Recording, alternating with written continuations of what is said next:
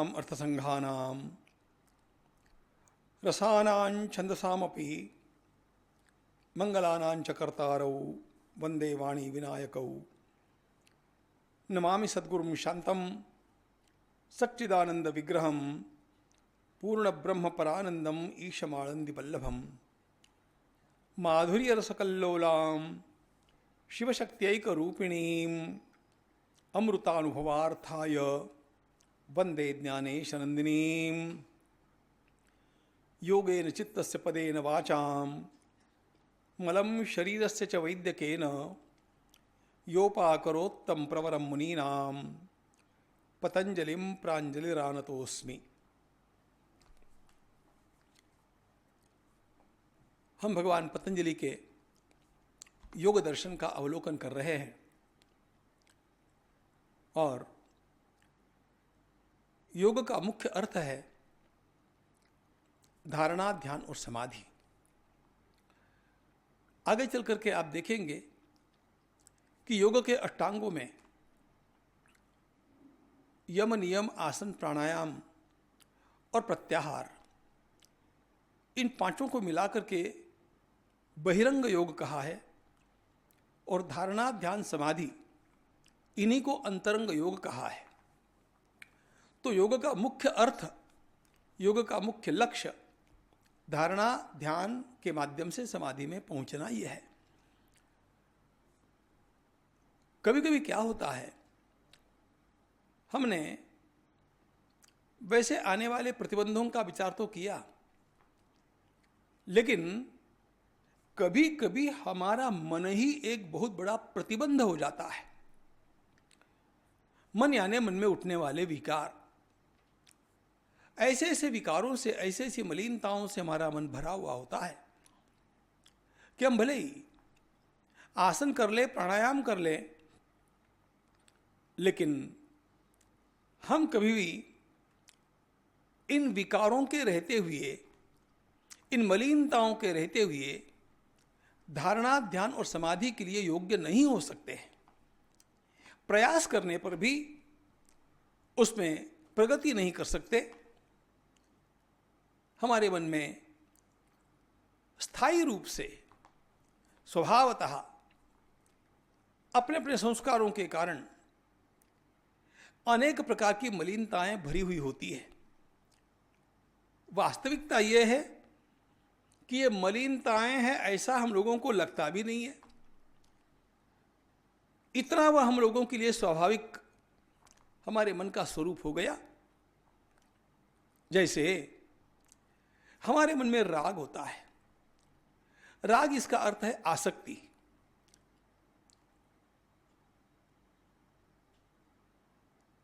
किसी भी वस्तु को मैं बार बार पाता रहूं, मेरा मन उसमें फंस गया, अटक गया, इसको कहते हैं राग, आसक्ति, चिपक गया।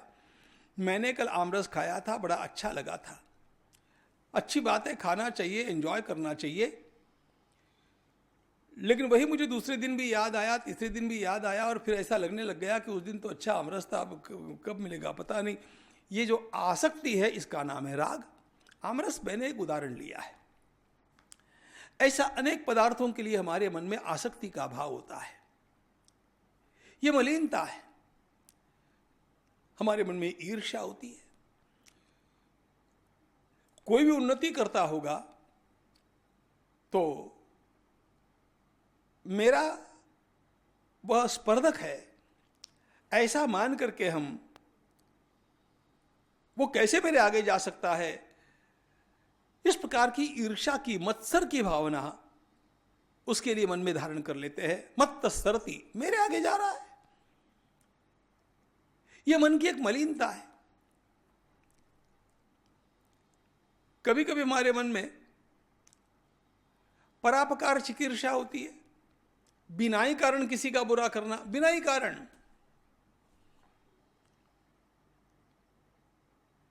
मैंने एक व्यक्ति को देखा, कथा सुनने में लोग तल्लीन हैं और यह व्यक्ति अपने सामने बैठे हुए व्यक्ति के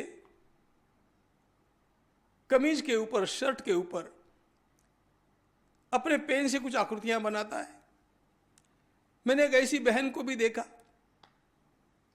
जो धीरे से अपने सामने बैठी हुई, उसको तो पता नहीं है, वो बेचारी आगे देख करके कथा सुन रही है, प्रवचन सुन रही है, ये धीरे से उसके पीछे से कुछ केस काट लेती है, कुछ बाल काट लेती है, और कोई कारण नहीं।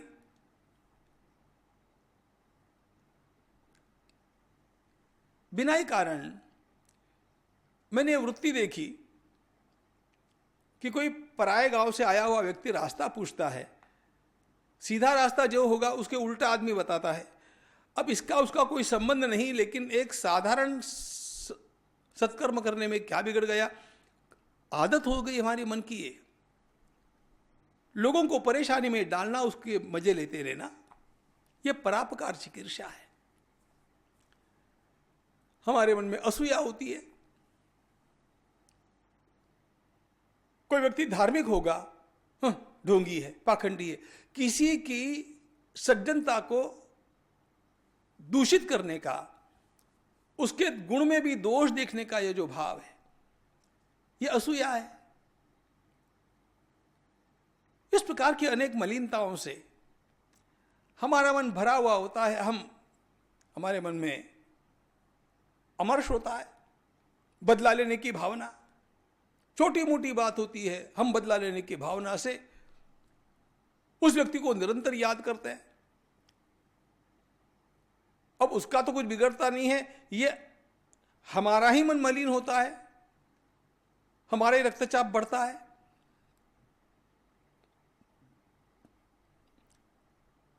इस प्रकार की अनेक मलिनताएं यदि हमारे मन में भरी हुई होगी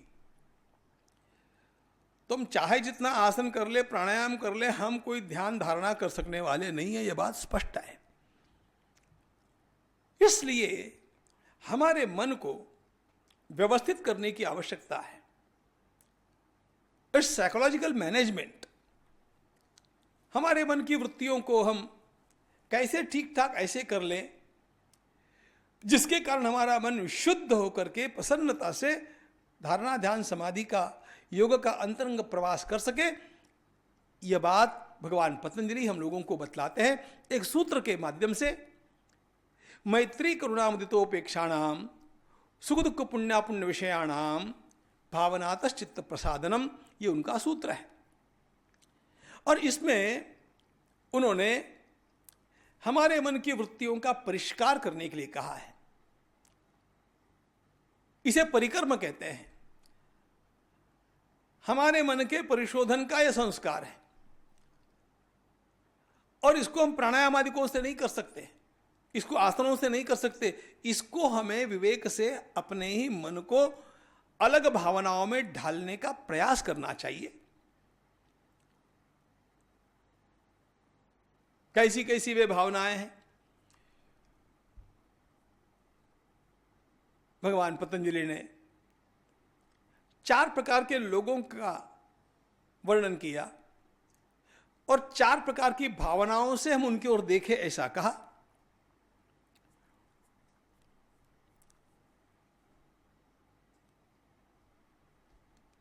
मैत्री करुणामुदितोपेक्षाणाम सुख दुख पुण्यापुण्य विषयाणाम भावनातश्चित्त प्रसादनम, ऐसा सूत्र है। इसमें मैत्री, करुणा, मुदिता और उपेक्षा, ये 4 भावनाएं करने के लिए उन्होंने कही है। और ये किसके लिए करने के लिए कही है? तो पुण्य, अपुण्य,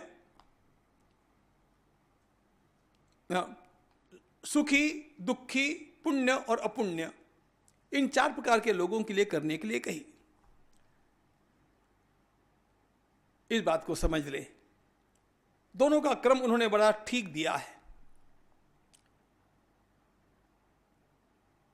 कोई व्यक्ति सुखी है, सुखी व्यक्ति को देख करके हमारे मन में क्या होता है? अब जो सज्जन है उनके लिए मुझे कुछ नहीं कहना है, बड़े अच्छे लोग हैं आप। लेकिन प्रायः अपने से अधिक सुखी किसी व्यक्ति को हम देखते हैं, हमारे मन में ईर्ष्या जगती है, बिना ही कारण हमारा मन मलिन होता है। और ऐसे सुखी लोगों को देख करके यदि हमारा मन जलता रहा, मलिन होता रहा, ईर्ष्यालुता से ग्रस्त रहा, तो हम ध्यान में बैठ करके क्या करेंगे? अच्छा, आपने कितनी भी उन्नति की, आपने कितनी भी प्रगति की, तो भी आपसे अधिक सुखी लोग संसार में है, वो रहेंगे। भगवान पतंजलि कहते हैं आप लोगों को अपने से सुखी लोगों को देख करके या सभी प्रकार के सुखी लोगों को देख करके अपने मन में भावना जागृत करना है मैत्री की। जाकर के उन लोगों के साथ मैत्री करने की बात नहीं कह रहे हैं। भावनातः चित्त प्रसादनम, प्रसादनम इसका अर्थ है प्रसन्नता। हमारी चित्त की प्रसन्नता के लिए हम जिन लोगों को भी सुखी अवस्था में देखें, उनको देख करके हम स्वयं उनके लिए मैत्री की भावना जागृत करें।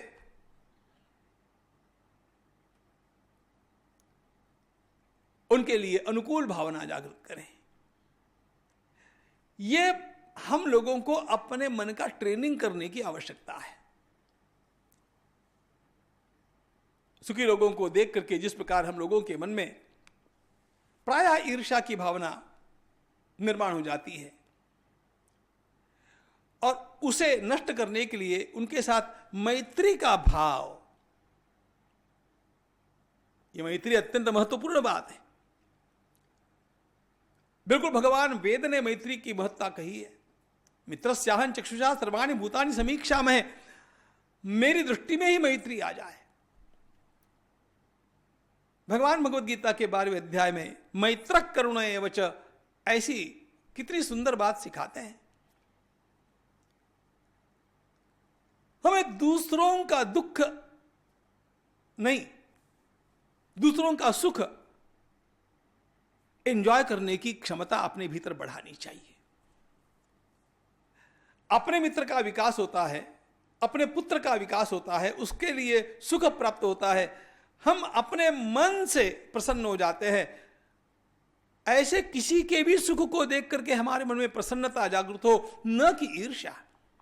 और उसी प्रकार हम दुखी लोगों को देखते हैं तो हमारे मन में एक प्रकार की घृणा निर्माण हो जाती है।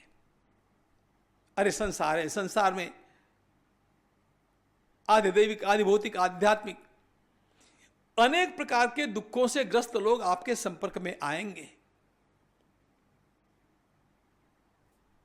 मैं उनसे मिलना भी नहीं चाहता हूं, मैं उनकी ओर देखना भी नहीं चाहता हूं। मनुष्य के मन में घृणा जम गई।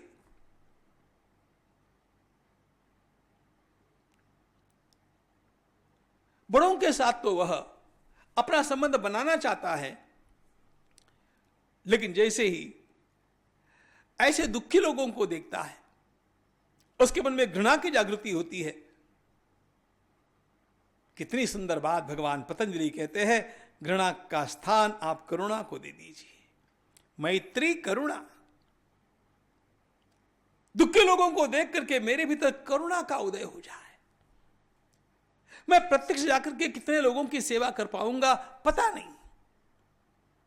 सारे संसार का दुख हम नष्ट नहीं कर सकते हैं। अपने आसपास के भी सभी दुखी लोगों की सेवा प्रत्यक्ष जाकर के हम नहीं कर सकते हैं, यह यथार्थ है, होगा। लेकिन भावना तो आपके भीतर करुणा की होनी चाहिए, घृणा की नहीं होनी चाहिए। स्वामी विवेकानंद ने एक सुंदर बात कही कि लोगों के दुखों को देख करके अपने भीतर करुणा की जागृति करने के लिए और घृणा को समाप्त करने के लिए आप अस्पताल चलाइए। अपने शिष्यों से कहा, अस्पताल में अनेक प्रकार के रोगी आते हैं, कराते हैं, अनेक प्रकार के उनके दुख होते हैं। वे सभी प्रकार से अनेक बार पराधीन हो जाते हैं। स्वयं की स्वच्छता का भान भी उनको नहीं रहता है, बात सत्य है। इन बातों को देख करके हमारे भीतर यदि घृणा निर्माण होती हो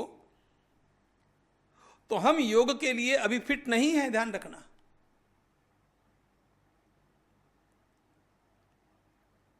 हम प्रत्यक्ष सेवा किसकी कितनी कर पाएंगे पता नहीं, लेकिन हमारे मन में जगनी चाहिए करुणा। मेरा बस चले तो मैं जाकर के दया करूं।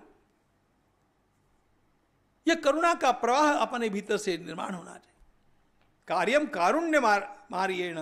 भगवती जानकी ने हनुमान जी से कहा, सज्जन पुरुष का लक्षण है कि वो करुणा करता है, वो करुणावान होता है।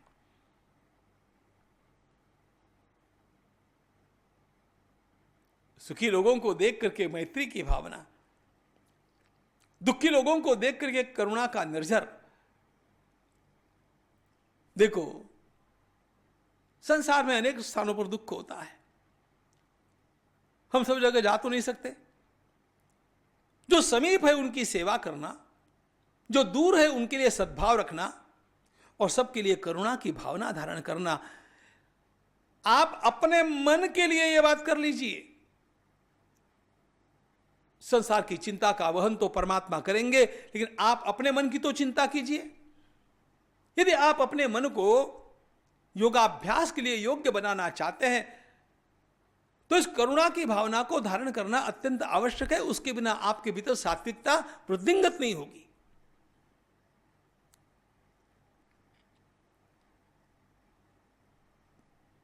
फिर तीसरे प्रकार के लोग हम देखते हैं,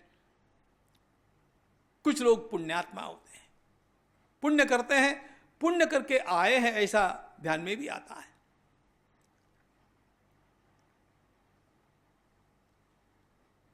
उनको देख करके हमारे भीतर अनेक बार मत्सर होता है, जलन होती है, ईर्ष्या होती है। देखो, पुण्य के 4 परिणाम सीधे होते हैं, धर्मशास्त्रकार ने कहा है। पुण्यात्मा का जन्म कुलीन स्थान में होता है। किसी की कुलीनता देख करके ये ध्यान में आता है कि ये पुण्यात्मा है। धन भी पुण्य से आता है, इसलिए पुण्यात्मा धनी होता है। अभी वो पुण्य कर रहा है कि नहीं दूसरी बात है, लेकिन वो पुण्य की पूंजी लेकर के तो आया था। पुण्य से ही विद्वत्ता, ज्ञान प्राप्त होता है। विद्या भी सबके प्रारब्ध में नहीं होती है। और चौथी बात, यश और कीर्ति प्राप्त होना, यह भी पुण्य का परिणाम है। तो किसी की कुलीनता को देख करके, किसी के धन को देख करके, किसी के ज्ञान को देख करके, अथवा किसी की पद प्रतिष्ठा को देख करके हमारे मन में मुदिता, प्रसन्नता निर्माण होनी चाहिए। एक व्यक्ति ने मुझसे पूछा, हमारा चित्त शुद्ध हो गया, इसकी कसौटी क्या है? सीधी कसौटी आप लोग ध्यान में रखना, दूसरों की उन्नति देख करके आपको हृदय से आनंद होता होगा तो आप समझ सकते हैं कि आपका चित्त बहुत मात्रा में शुद्ध हो गया है। मैत्री, करुणा, मुदिता।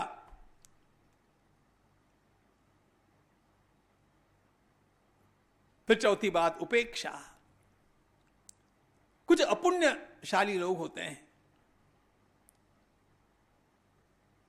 पुण्य और पुण्य का एक दूसरा अर्थ मैं करता हूं। कोई सत्कर्म करता है, आप उसके सत्कर्मों को देख करके आनंदित होइए, उसकी टीका टिप्पणी मत कीजिए। कोई अन्नदान कर रहा है और आप नुक्ताचीनी कर रहे हैं कि अरे काले बाजार में कमाया है, ऐसा है वैसा। वो अभी अन्नदान कर रहा है, उसके उस सत्कर्म को तो उस समय देख लीजिए और उतनी तो प्रसन्नता रखिए।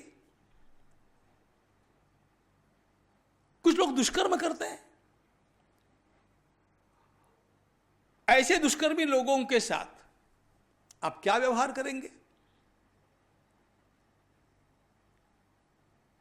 भगवान पतंजलि ने सीधे सीधे कहा, आप अपने भीतर उपेक्षा वृत्ति धारण करना, जस्ट इग्नोर देम। अनेक बार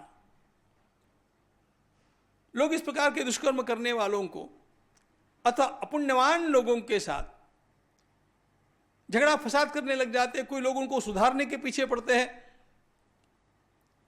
दुनिया जो करती है वो दूसरी बात है। साधक को चाहिए कि वह ऐसे लोगों से अपने मन को हटा ले और उनकी उपेक्षा कर दे, जस्ट इग्नोर, उधर ध्यान नहीं देना। और चर्चा में ऐसे विषय आते हैं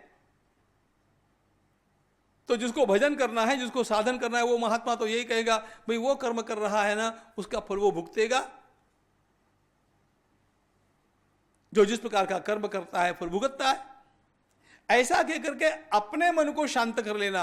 देखो ये मैत्री, करुणा, मुदिता और उपेक्षा, ये 4 भावनाएं यदि मैं मन में धारण कर सकता हूं तो मेरा मन शांत रहेगा और वह अंतरंग योग में प्रवेश करने के लिए योग्य होगा। कैसे अंतरंग योग में प्रवेश किया जाता है देखेंगे। ज्ञानेश्वर महाराज।